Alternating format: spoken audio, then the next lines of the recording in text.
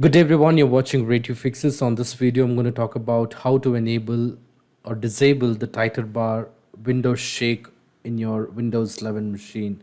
Now basically what happens is when you try to grab the title bar and try to shake it, it should minimize all the window except the one which you're currently shaking. So basically what you should do is when you try to shake the title bar in your Windows, it should close all the other windows and keep only the PowerPoint window open. Now this feature is disabled by default. So I'm going to walk you through quick steps on how to enable that.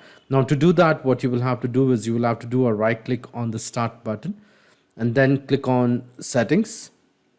Once you're on the settings page, you may go ahead and click on system, which will take you to the multitasking window on the right hand side. Once you click on the multitasking, you will have to toggle this bar to turn on the title bar window shake. So what will happen is when you try to shake this window, all the other windows would minimize, and that will keep only the current window active on your desktop. So this is how you can go ahead and enable the title bar window shake in your Windows 11 machine. I hope this video was useful. In case if you like this video, please make sure to hit the like button and do not forget to subscribe to my channel. Thank you. Have a great day.